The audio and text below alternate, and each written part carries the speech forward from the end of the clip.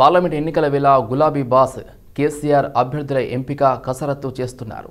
నియోజకవర్గాల వారీగా నేతలతో సమావేశం నిర్వహిస్తున్నారు. బంజారాహిల్స్ నందినగర్ నివాసంలో నల్గొండ లోక్సభ పరిధిలోని ముఖ్య నేతలతో సమావేశమయ్యారు. బంజారాహిల్స్ నందినగర్ నివాసంలో కేసీఆర్ నల్గొండ లోక్సభ పరిధిలోని ముఖ్య నేతలతో సమావేశమయ్యారు.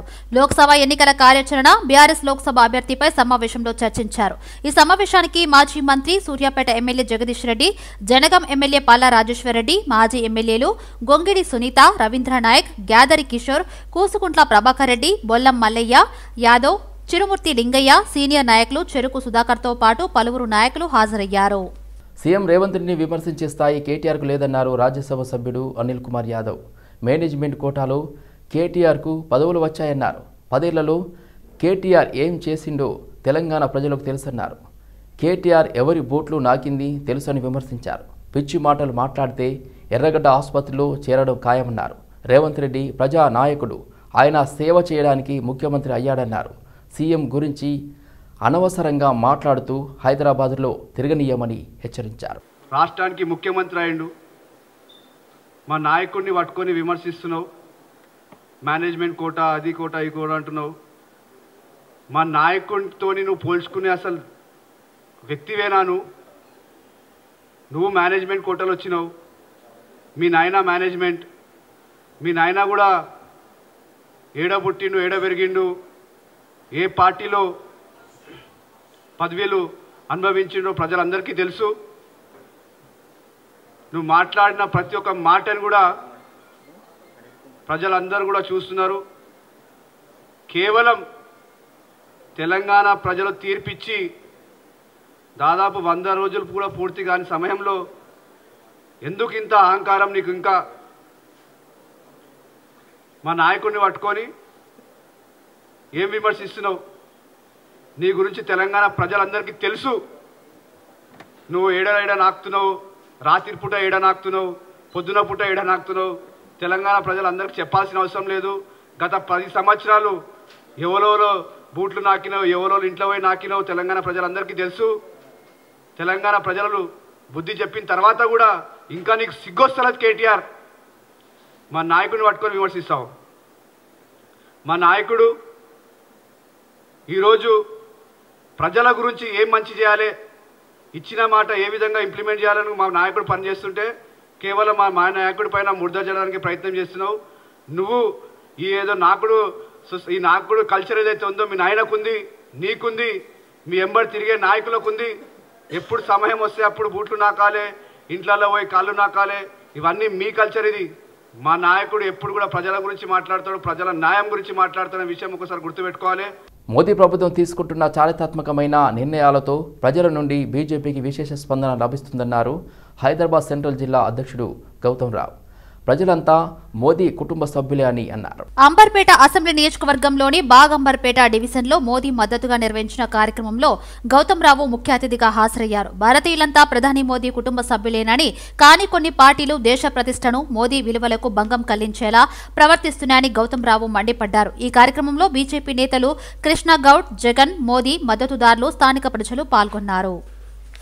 వాళ్ళ కుటుంబ వంశపారంపర్యంగా అధికారం రావడానికి ప్రయత్నం చేస్తా ఉన్నారు తప్ప ఈ దేశంలో ఉన్నటువంటి 140 కోట్ల జనాభా గురించి ఆలోచించేటువంటి తత్వం లేనటువంటి పార్టీలు మనం చూస్తూ ఉన్నాం. 75 సంవత్సరాలు స్వాతంత్రోత్సవాలు జరుపుకున్నప్పటికీ ఇప్పటికీ పేదరికం ఉంది, ఇప్పటికీ అభివృద్ధి చెందిన దేశంగానే మనం చూస్తూ ఉన్నాం. అంటే ఈ యొక్క కుటుంబ పాలన ఉన్నటువంటి పార్టీలు అధికారంలో రావడం కారణంగానే గత 9 సంవత్సరాలుగా భారతీయ జనతా పార్టీ నాయకుడు మోడీ గారు ప్రధానమంత్రి అయిన తర్వాత రాజకీయాలకు సంబంధం లేకుండా ఏ కుటుంబం అయినప్పటికీ కూడా ఈ దేశంలో ఉన్నటువంటి మారుమూల నివసిస్తున్నటువంటి కుటుంబం కూడా సమానమైనటువంటి ఆర్థిక, సామాజిక, రాజకీయ ఫలాలు లభించాలనే ఒక దృక్పథంతో ముందుకు పోతున్నటువంటి పార్టీ భారతీయ జనతా పార్టీ. ఎన్నడూ కూడా బీసీలకు, ఎస్సీలకు, ఎస్టీలకు అయినటువంటి ప్రాముఖ్యత రాజకీయ వ్యవస్థలో ఈరోజు క్యాబినెట్లో కూడా ఇచ్చినటువంటి ఘనత మన మోడీ గారిది.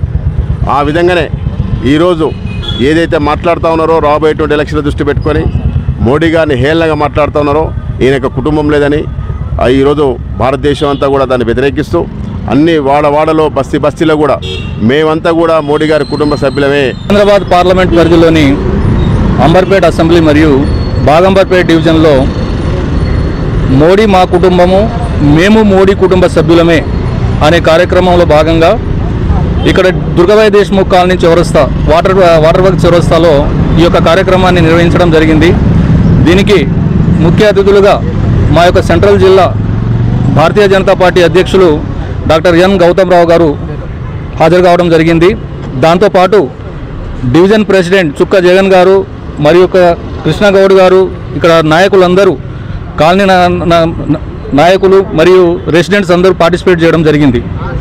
ఈ సందర్భంగా మేము ఇవాళ ఇక్కడ గమనించింది ఏంటంటే, ఇక్కడ ఈ యొక్క బాగంబర్పేట డివిజన్లోని కాలనీ వాసులందరూ ఇక్కడ doctors, advocates, engineers, teachers, business people, students అందరూ చాలా ఉత్సాహంగా మేము కూడా మోడీ కుటుంబ సభ్యులమే అని ఇక్కడ పార్టిసిపేట్ చేసి, మీరందరూ భారతీయ జనతా పార్టీ కార్యకర్తలు, నాయకులు కష్టపడండి, మేము మోడీ గారికి మరియు ఇక్కడ స్థానికంగా కిషన్ రెడ్డి గారికి అండగా ఉంటామని చెప్పేసి మాకు భరోసా ఇవ్వడం జరిగింది. గవర్నర్ కోట ఎమ్మెల్సీ ఎన్నికల్లో రాజ్యాంగ ఉల్లంఘన జరిగిందన్నారు బీఆర్ఎస్ నేత దాసోజు శ్రవణ్. కోదన్ రామ్, అమీర్ అలీఖాన్ల నియామకం రాజ్యాంగ విరుద్ధమని కోర్టు రద్దు చేసిందన్నారు. ప్రజలకు అండగా ఉండటానికి రాజకీయాల్లో వచ్చామని, దందా కోసం రాలేదన్నారు. దాసోజు ఫౌండేషన్ పేరుతో కోవిడ్ సమయంలో ఎన్నో సేవా కార్యక్రమాలు చేశామన్నారు. జరిగినటువంటి ఒక కేబినెట్ సమావేశంలో గౌరవనీయులు ఎరుకల సామాజిక వర్గానికి, గిరిజన కుటుంబానికి చెందినటువంటి గౌరవనీయులు కుర్రా సత్యనారాయణ గారు, వారు ట్రేడ్ యూనియన్ లీడర్, అదేవిధంగా ఎరుకల సామాజిక వర్గం యొక్క అభ్యున్నతి కోసం, గిరిజన అభ్యున్నతి కోసం హక్కుల పోరాటం చేసినటువంటి ఒక సామాజిక యోధుడు కుర్రా సత్యనారాయణ గారిని, వారితో పాటు నన్ను కూడా ఆ రోజు గవర్నర్ కోటాలో ఎమ్మెల్సీల కోసం అని చెప్పని కౌన్సిల్ ఆఫ్ మినిస్టర్స్ మీటింగ్లో రెజల్యూషన్ చేసి ఆ రోజు వారు తీర్మానాన్ని గవర్నర్ గారి కార్యాలయానికి పంపడం అయింది. దాదాపు 55 రోజుల తర్వాత ఆ రోజు మేము ఎక్కడో శ్రీశైలంలో ఉన్నాం. 25వ తారీఖు నాడు, 25 సెప్టెంబర్ 23వ తారీఖు నాడు మేము శ్రీశైలం పోయినాం. ఆ శివుడన్న తొందరగా మాకు కరుణిస్తాడేమో, ఇన్ని రోజులు అయిపోయింది మాకు ఆర్డర్ వస్తుందేమో అని చెప్పని శ్రీశైలం పోయి పొద్దుగాల అభిషేకం చేసుకొని పూజ చేసుకొని వచ్చి ఆ టిఫిన్ చేస్తున్నాం. మా గుండెల మీద రాళ్లు పడ్డట్టుగా స్క్రోలింగ్స్ వస్తూ ఉన్నాయి. ఇట్లా రిజెక్ట్ అయింది అని చెప్పని ఆర్డర్ కూడా మేము మీడియాలో చూసినాం. 19th డేటెడ్, దాదాపు 49-50 రోజుల తర్వాత రిజెక్ట్ చేయబడ్డటువంటి ఒక ఆర్డర్ను మేము మీడియాలో చూసినాం. కులం చాలా చిన్న కులం, దానికి ఒక అవకాశం ఇచ్చిండు ఆయన. నేను చిన్నప్పటికెళ్ళి అందరూ జీతాలు తీసుకొని సర్వీస్ చేస్తారు, జీతం లేకుండా సర్వీస్ చేసిన వ్యక్తిని 50 ఏళ్ళు ప్రజా జీవితంలో ఉన్న అన్ని సమస్యలు నాయని, ఎవరికైతే ఎవరు దిక్కులేరనే పరిస్థితి ఉంటుందో సత్యనారాయణ నిలబడ్డాడు, వాళ్ళ కోసం పోరాటం చేసిండు. అనేక పోరాటాలు చేస్తూ బీద ప్రజల పక్షాన నిలబడి అనేక చరిత్ర కలిగిన వ్యక్తి నేను. మరి ఆనాడు మన ప్రభుత్వం బాగా యాక్టివ్గా బీద ప్రజల కోసం పనిచేస్తాడు, సామాజిక వర్గాల కోసం చేస్తాడు, సమాజంలో ఉన్న సమస్యల మీద ప్రయత్నం చేస్తాడు, నా పోరాటం చేస్తాడని ఒక మంచి ఉద్దేశంతో కేసీఆర్ గారు నా పేరుని నామినేట్ చేయడం జరిగింది. అయితే దాన్ని కారణం ఏదైతేనేమి ఆ రోజు రిజెక్ట్ చేయడం జరిగింది. రేవంత్ రెడ్డి క్యాబినెట్లో బీసీలకు చోటు ఎక్కడ ఉందో చెప్పాలని ఎమ్మెల్సీ కవిత అన్నారు. రేవంత్ రెడ్డి క్యాబినెట్లో తెలంగాణలో అత్యధిక శాతం ఉన్న మున్నూరు కాపు, యాదవ, ముదిరాజ్, రజక, విశ్వబ్రాహ్మణ, కుర్మా, అదేవిధంగా వడ్డెర సామాజిక వర్గాలకు చోటు ఎందుకు లేదన్నారు. రేవంత్ ప్రభుత్వంలో కనీసం ఒక్కరైనా బీసీ సలహాదారు ఉన్నారా అని అడిగారు. ఒక్క ఎస్సీ ఎస్టీ బీసీ సలహాదారు లేకుండా ఎలా నిర్ణయాలు తీసుకుంటున్నారు? కాంగ్రెస్దే కుటుంబ పాలన, కుటుంబ వ్యవస్థ అని విమర్శించారు. నల్గొండ జిల్లాలో ఎంపీగా రఘువీర్కు సీటు ఇవ్వడమే దీనికి నిదర్శనమన్నారు. వాళ్ళ మంత్రివర్గంలో మీరు చూడండి, రజకకు ఇప్పటి వరకు ఎవరు కూడా ఒక రజకకు రిప్రజెంటేషన్ లేదు. పెద్ద సామాజిక వర్గమైనటువంటి ముదిరాజుకు రిప్రజెంటేషన్ లేదు, ముస్లిమ్స్కి లేదు, ఎస్టీ లేడు ఇప్పుడు మంత్రి ఒక్కరు కూడా, యాదవ లేదు, కుర్మ లేరు, విశ్వబ్రాహ్మణులకు లేరు, ఒడ్డెర లేరు. ఇట్లా అనేక అంటే పెద్ద పెద్ద సంఖ్యలో ఉన్నటువంటి ఈ సమూహాలను రిప్రజెంట్ చేయడం కానీ వారికి సంబంధించిన అంశాలు చెప్పేటటువంటి వాళ్ళు కానీ లేరు అంటేనే మీ ప్రభుత్వం యొక్క సామాజిక దృక్కోణం ఏంది, మీరు వ్యవహరిస్తున్న శైలి ఏందన్నది చాలా స్పష్టంగా అర్థమవుతా ఉన్నది. సికింద్రాబాద్ పరిధిలో మంచినీటి సరఫరా, సివరేజ్ సమస్యలను శాశ్వతంగా పరిష్కరించగలిగామని ఎమ్మెల్యే తీగుల పద్మారావు గౌడ్ అన్నారు. సీతాఫల్ మండి డివిజన్ పరిధిలో 47 లక్షల ఖర్చుతో వివిధ అభివృద్ధి పనులను పద్మారావు గౌడ్ ప్రారంభించారు. జోషి కాంపౌండ్లో 35 లక్షల ఖర్చుతో సివరేజీ లైన్ నిర్మాణం, 12 లక్షల ఖర్చుతో సీతాఫల్ మండి రిజర్వాయర్ మరమ్మత్తు పనులను ఈ సందర్భంగా ప్రారంభించారు సికింద్రాబాద్ ఎమ్మెల్యే పద్మారావు గౌడ్. సికింద్రాబాద్ పరిధిలో మంచినీటి సరఫరా, సివరేజీ సమస్యల పరిష్కారానికి అత్యధిక ప్రాముఖ్యతను కల్పిస్తున్నామని పద్మారావు గౌడ్ తెలిపారు. 2014 సంవత్సరానికి ముందునాటి పరిస్థితులతో పోల్చితే సికింద్రాబాద్ పరిధిలో మంచినీటి సరఫరా గణనీయంగా మెరుగుపడిందన్నారు. ముషిరాబాద్ నియోజకవర్గంలోని కవాడిగూడ డివిజన్ దోమలగూడలో ఈశ్వరమ్మవాడ, సూరజ్ నగర్ బస్తీ వాసుల వినతి మేరకు సంబంధిత అధికారులతో కలిసి ఎమ్మెల్యే ముఠా గోపాల్ పర్యటించారు. కలుషిత మంచినీరు మరియు రోడ్లు, ఇండ్లకు దగ్గరగా ఉన్న కరెంటు స్తంభాల సమస్యలను సంబంధిత అధికారులు పరిష్కరించాలని ఆదేశించారు. ఇళ్లకు దగ్గరగా ఉన్న కరెంటు స్తంభాలు ఆ ఇంటి వారికి, బస్తీవాసులకు ప్రమాదకరంగా ఉన్నాయని వెంటనే ఇనుప స్తంభాల బదులు సిమెంటు పోలను వేయాలని అధికారులకు ఎమ్మెల్యే ముఠా గోపాల్ ఆదేశించారు. కలుషిత మంచినీరు రాకుండా జాగ్రత్తలు తీసుకోవాలని జలమండలి అధికారులను ఆదేశించారు. ఈ కార్యక్రమంలో బీఆర్ఎస్ రాష్ట్ర యువ నాయకులు ముఠా జయసింహ, స్థానిక డివిజన్ ప్రెసిడెంట్ వల్లాల శ్యామ్ యాదవ్, కార్యదర్శి సాయికృష్ణ, ప్రభాకర్, రాజేష్, శ్రీకాంత్, మీడియా ఇన్ఛార్జ్ ముచ్చకర్తి ప్రభాకర్, బస్తీ వాసులు హరీష్ యాదవ్, కుమార్ యాదవ్, సురేందర్ గౌడ్, క్రాంతి, శ్రీకాంత్ కుమార్ పాల్గొన్నారు. ప్రజావాణి ఆర్జీల సత్వర పరిష్కారంపై ప్రత్యేక దృష్టి సారించాలని గ్రేటర్ హైదరాబాద్ నగర డిప్యూటీ మేయర్ మోత శ్రీలత శోభన్ రెడ్డి అధికారులను ఆదేశించారు. జీహెచ్ఎంసీ కార్యాలయంలో నిర్వహించిన ప్రజావాణి కార్యక్రమంలో నగర డిప్యూటీ మేయర్ శ్రీలత శోభన్ రెడ్డి ప్రజల నుంచి ఆర్జీలు స్వీకరించారు. ప్రజావానికి వివిధ ప్రాంతాల నుంచి వచ్చిన ప్రజలు తమ సమస్యలను డిప్యూటీ మేయర్ మోతే శ్రీలతకు విన్నవిస్తూ ఆర్జీలను అందజేశారు. నగరంలోని ప్రజలకు తమ సమస్యల పరిష్కారం కోసం ప్రజావాణి కార్యక్రమం హెడ్ ఆఫీస్, జోనల్, సర్కిల్ కార్యాలయంలో ఏర్పాటు చేసినట్లు డిప్యూటీ మేయర్ తెలిపారు. వచ్చిన విన్నపాలను వారం రోజుల్లోగా పరిష్కరించాలని అధికారులకు ఆదేశాలు జారీ చేసినట్లు తెలిపారు. వ్యక్తిగత సమస్యలపై ఎక్కువ విన్నపాలు వస్తున్నట్లు వివరించారు. సమస్య పరిష్కారం అయినట్లు ఆర్జీదారునికి లేఖపూర్వకంగా తెలియజేస్తున్నట్లు పేర్కొన్నారు. బీజేపీ రాష్ట్ర అధ్యక్షుడు కిషన్ రెడ్డి పిలుపు మేరకు పటాన్ చెరువులో మోదీ మా అన్న మేమంతా మోదీ కుటుంబ సభ్యులం అనే కార్యక్రమాన్ని బీజేపీ శ్రేణులు నిర్వహించాయి. పటాన్ చెరువు నియోజకవర్గంలో స్థానిక అంబేద్కర్ కూడలిలో ఈ కార్యక్రమాన్ని ప్లకార్డులతో ప్రదర్శించారు. మోదీ నాయకత్వంలో భారతదేశం విశ్వగురువుగా మారిందన్నారు BJP town president Nagasani Naresh Mudiraj. యావత్ ప్రపంచం మొత్తం కూడా భారతదేశం వైపు చూస్తున్నాయని అన్నారు. మోదీకి ఎవరు లేరు అనే వారికి చెంపపెట్టులా మోదీ మా అన్న, మేమంతా మోదీ కుటుంబ సభ్యులమని భారతదేశ ప్రజలందరూ అంటున్నారని assembly co convener Srinivas Gupta అన్నారు. భారతీయుల 500 సంవత్సరాల కళ అయోధ్య రామ మందిరాన్ని నిర్మించి భారతీయుల మనసు దోచారని శ్రీనివాస్ గుప్తా అన్నారు. ఈ కార్యక్రమంలో జిల్లా కార్యవర్గ సభ్యులు మురళీధర్ వర్మ, బీజేవైఎం జిల్లా కార్యదర్శి Prasad Yadav, BJYM town president Vishnu Mudiraj, Raju Goud, Mohan, Srinivas Chari, Jeevan Singh, Tirupati తదితరులు పాల్గొన్నారు. లేరు భారతీయ జనతా పార్టీ ఇలాంటి పార్టీ లేదు. అదేవిధంగా ఇక్కడ ఉన్నటువంటి మోదీ నాయకత్వాన్ని ప్రపంచ దేశాలు కూడా కోరుకుంటున్నాయి. మోదీ లాంటి నాయకుడు మా దేశంలో ఉంటే కూడా ఈరోజు ప్రపంచం కానీ దేశం కానీ సుభిక్షంగా ఉంటుందనే ఆలోచనలో పడ్డాయి దేశాలన్నీ కూడా.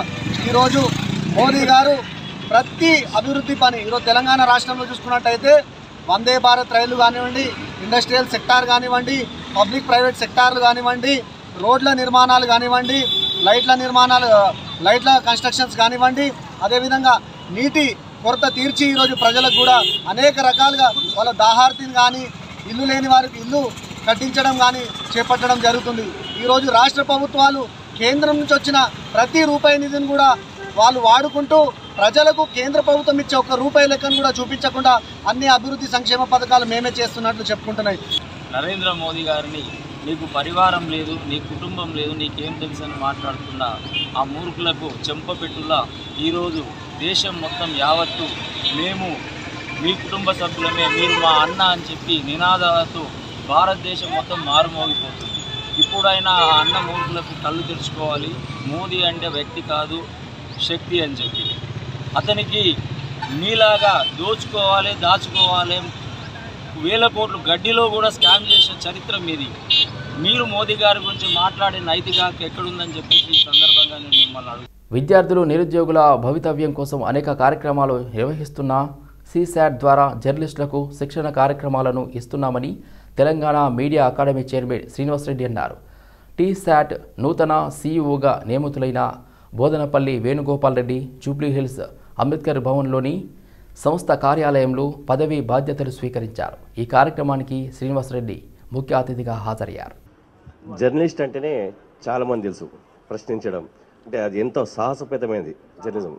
అట్లాంటి వృత్తిని వదిలి మళ్ళీ ప్రశ్నించే తత్వాన్ని అంటే కొత్త అధ్యయనానికి జర్నలిస్టుల అధ్యయన వేదిక అని ఏర్పాటు చేయడమే ఒక కొత్త అధ్యయనం.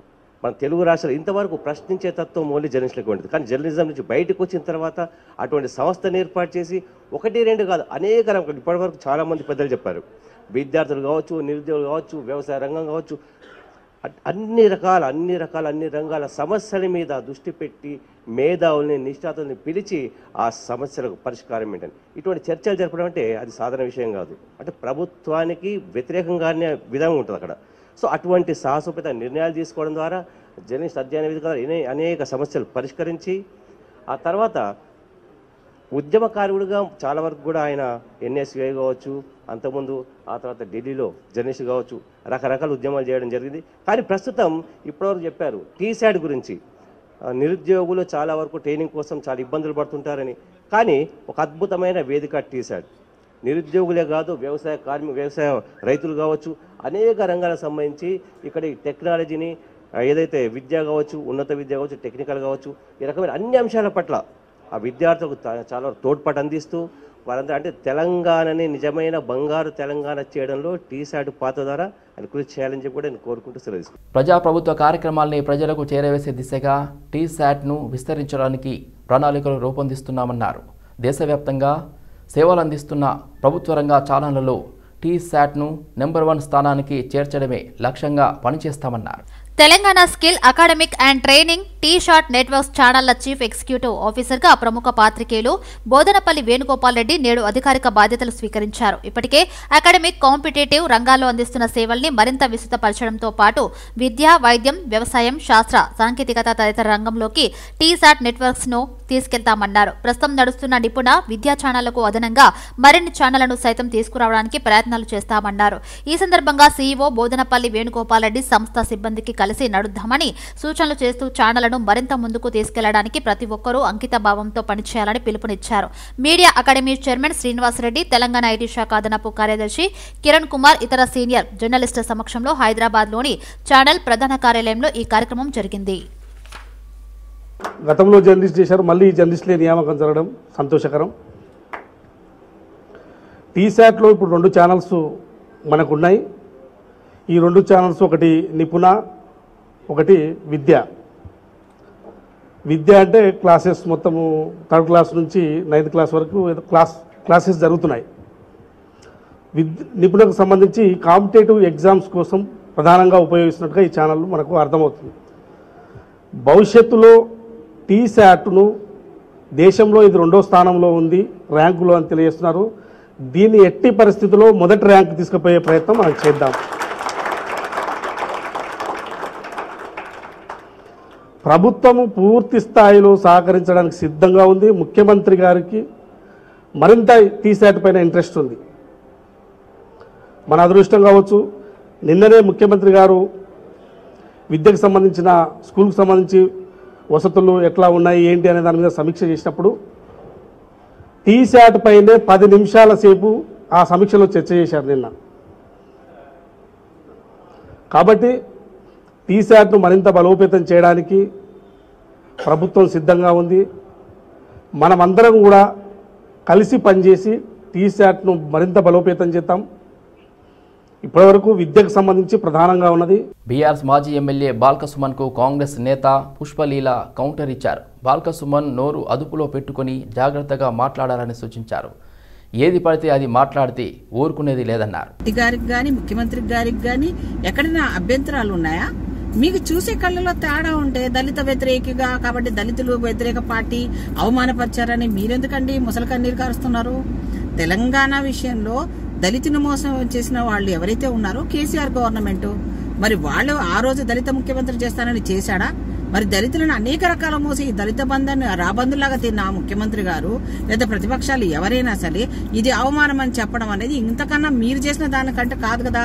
ఒక భక్తి మార్గంలో బట్టెన్న గాని రేవంత్ రెడ్డి గారు గాని ముఖ్యమంత్రి హోదాలో వెళ్ళినప్పుడు అక్కడ కూర్చునే విధానం ఎవరికి ఇష్టం వచ్చినట్టు వాళ్ళు కూర్చుంటారు. పోనీ అక్కడ అరేంజ్మెంట్ చేసిన టెంపుల్ వాళ్ళకి ఏదైనా పొరపాటు ఉంటే వాళ్ళని అడగొచ్చు మనం.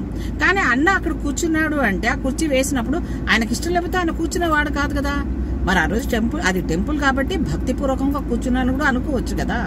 సో ఆ రకంగా జరిగిందని మీరు ఆ రకంగా ఆయనను కింద కూర్చోబెట్టారు, అవమానపరచడం అని మా పార్టీ మధ్యలో ఉన్న మంత్రుల మధ్యలో గొడవలు పెట్టడం, ముఖ్యమంత్రి గారికి మంత్రి గారికి సీఎం గారుల మధ్య ఈ భేదాభిప్రాయాలు తీసుకురావాలని మీరు ఎంత ప్రయత్నం పెట్టినా చిచ్చు పెట్టాలన్నా కాంగ్రెస్ పార్టీలో వాళ్ళు కానీ ఎప్పుడు విడిపోరు, ఐకమత్యంగానే ఉంటాము.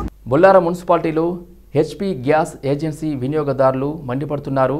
బుక్ చేసుకున్న వారం రోజులకు గ్యాస్ సిలిండర్ డెలివరీ చేస్తున్నారన్నారు. అది కూడా డోర్ డెలివరీ కాకుండా ఏజెన్సీ వద్దకు వచ్చి తీసుకెళ్లాలని చెబుతున్నారని వినియోగదారులు ఆవేదన వ్యక్తం చేస్తున్నారు. గ్యాస్ను వినియోగదారులకు ఇవ్వకుండా బ్లాక్లో అమ్ముతున్నారని బీజేపీ నేతలు కేజేఆర్ ఆనంద్ కృష్ణారెడ్డి కలెక్టర్కు లేఖ రాశారు. కలెక్టర్ వెంటనే స్పందించి గ్యాస్ ఏజెన్సీపై చర్యలు తీసుకోవాలని, డోర్ డెలివరీ చేసే విధంగా ఆదేశించాలని కేజేఆర్ ఆనంద్ కృష్ణారెడ్డి కోరారు. చూడండి మేడం, ఇది బ్లాక్లో అమ్ముకునే వాళ్ళకి మాత్రం డెలివరీ ఎక్కడెక్కడ రీఫిల్లింగ్ చేస్తారో అక్కడికి వెళ్ళి డెలివరీ చేస్తారు. కానీ మా అక్క చెల్లెలకు మాత్రం డెలివరీ చేయరు. చిన్న చిన్న పిల్లల్ని వేసుకొని వస్తున్నారు. పేరెంట్స్ చూడండి, చిన్న చిన్న పిల్లల్ని వేసుకొని పేరెంట్స్ వస్తున్నారు సిలిండర్ కోసం. ఏదైనా జరుగుతుంది ఎవరు బాధ్యత మేడం? బొల్లారంలో గత 10 ఏళ్ళకి నడుస్తుంది. రీఫిల్లింగ్ చేసే వాళ్ళకి మాత్రం ఇంటింటికి పోయి డెలివరీ చేసి వాళ్ళకి అమ్ముకుంటారు. మరి పేదోళ్ళు బుక్ చేసుకున్న వాళ్ళకి మాత్రం ఇంటికి పోదు. వాళ్ళు మళ్ళీ ఇక్కడ హెచ్పీ గ్యాస్ దగ్గరికి రావాలి, లైన్లో నుంచోవాలి, 1000 రూపాయలు పెట్టి కొనాలి. బుక్ చేస్తే 1000 రూపాయలు, బుక్ చేయకపోతే 1200. ఇష్టం వచ్చినట్టు దోసుకుంటున్నారు. మళ్ళీ ఇప్పుడు ఇలా 855 రూపాయలు ఉంటే ఈరోజు 900 రూపాయలు తీసుకుంటున్నారు. ఎక్కడ న్యాయం మేడం ఇది? దయచేసి అధికారులకు కానీ కలెక్టర్ గారికి నేను రిక్వెస్ట్ చేసుకుంటున్నాను, వీళ్ళ మీద తక్షణ చర్యలు తీసుకోవాలి. లేదంటే భారతీయ జనతా పార్టీ తరఫు నుంచి పెద్ద ఎత్తున ఆందోళన చేయాల్సి వస్తుంది. దయచేసి పేదలకు అండగా ఉంటారని ఆశిస్తున్నాం అధికారులు. రంగారెడ్డి జిల్లా మీర్పేట్ మున్సిపల్ కార్పొరేషన్ బీఆర్ఎస్ మేయర్పై అవిశ్వాస తీర్మానం వేగిపోయింది. మెజార్టీ సభ్యులు లేకపోవడంతో అవిశ్వాస తీర్మానం వేగిపోయింది. 31 మంది గాను 29 మంది రావడంతో 2 గైర్హాజరు కావడంతో అవిశ్వాస తీర్మానం వేగిపోయింది. ఉండాలి మనం రిసాల్వ్ చేయడానికి. అయితే మాకు 35 మంది మాకు సపోర్ట్ చేశారు. ఆల్రెడీ మేయర్ మీద వ్యతిరేకత ఉంది కాబట్టి మాకు ఎన్నుకున్నారు. ఈరోజు అందరూ కూడా సపోర్ట్ చేసి లాస్ట్కు 2 మన ఇక్కడ శాసనసభ్యులైనటువంటి సబితా ఇంద్రారెడ్డి గారి ప్రలోభాల వలన వాళ్ళు ఈరోజు ఇక్కడికి రాలేదు. దీనికి ప్రిసైడింగ్ ఆఫీసర్గా ఆర్డీఓ కందుకుంటూ అపాయింట్ చేశారు. అక్కడ ఇబ్రాహీంపట్నం ఆర్డీఓకి ఇచ్చారు. నా పరిధి ఉంది కాబట్టి నాకు ఇచ్చారు. సో మేము డేట్ ఆల్రెడీ ఆ డేట్ కూడా కలెక్టర్ గారు ఇచ్చారు. ఈరోజు 11 o'clock పెట్టాలని, 11 o'clock పెట్టాలని సార్ ఇచ్చారు. సో దాని ప్రకారం మేము వచ్చి వాళ్ళందరికీ ఇన్ఫార్మ్ చేసాం. 11 o'clock చెప్పాము, కానీ రాలేదు. 11 నుంచి 11:30 వరకు కూడా వెయిట్ చేసాం, ఎవరు రాలేదు. మళ్ళీ 12 o'clock మళ్ళీ ఒక నోటీస్ పెట్టారు. మళ్ళీ ఒక హాఫ్ అన్ అవర్ మళ్ళీ 12 రాలేదు. 12:30 వరకు దాదాపుగా వచ్చారు. వాళ్ళందరూ సంతకాలు తీసుకుంటే 20 మంది మాత్రమే అటెండ్ అయ్యారు అవుట్ ఆఫ్ 31. నోటీస్ ఇచ్చినప్పుడు 31 ఉన్నారు, కానీ ఇప్పుడు కోరమే లేదు. ఇక సో కోరం లేనందున మనము ఎలాంటి సమావేశాన్ని కూడా మనము నిర్వహించలేదు. కాబట్టి వారు పెట్టినటువంటి అవిశ్వాస తీర్మానం తిరిగిపోయింది. సో మనకి ఇక్కడ ఎవరు కూడా ఈ ఎక్సెప్షన్ సభ్యులు లేరు. వాళ్ళు ఆల్రెడీ విప్ కూడా వాళ్ళు జారీ చేయలేదు కాబట్టి విప్ కూడా లేదు.